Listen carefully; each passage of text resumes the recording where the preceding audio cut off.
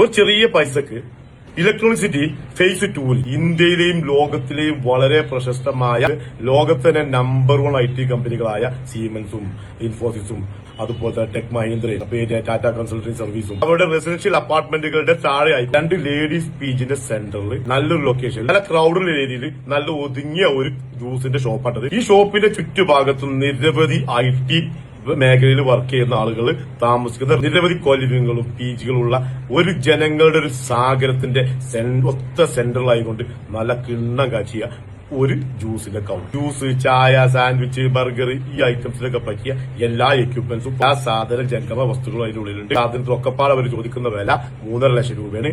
അതിൽ 1 ലക്ഷം രൂപ building ഓണർക്ക് deposit ഉണ്ട്. ഇത്രയും ചെറിയൊരു പൈസക്ക് ഇതുപോലെ ഒരു കണ്ണായ സ്ഥലത്ത്, അതും IT മേഖലയിലെ ആളുകൾ താമസിക്കുന്ന അവരുടെ റെസിഡൻഷ്യൽ ഏരിയയുടെ കണ്ണായ തിരുമുറ്റത്ത് നല്ലൊരു മൊഞ്ചായ ഷോപ്പ്, ഇതുപോലെ നല്ലൊരു കണ്ണായ സ്ഥലത്ത് സ്ഥാപനം എന്ന് പറഞ്ഞാൽ അങ്ങനെ എളുപ്പത്തിലൊന്നും നമുക്ക് എന്ത് ചെയ്യാൻ കഴിയില്ല, കണ്ടെത്താൻ കഴിയില്ല. ആ ഏരിയയിൽ ഇനി വേറെ ഷോപ്പുകളൊന്നും കിട്ടാറില്ല. ഷോപ്പ് ഇവിടെ പഠിക്കുന്ന ഒരു സ്റ്റുഡന്റ് ആണ് നടത്തിക്കൊണ്ടിരുന്നത്. അവർ എക്സാം ആയതുകൊണ്ടാണ് ഇപ്പോൾ ക്ലോസ് ചെയ്തിട്ടുള്ളത്.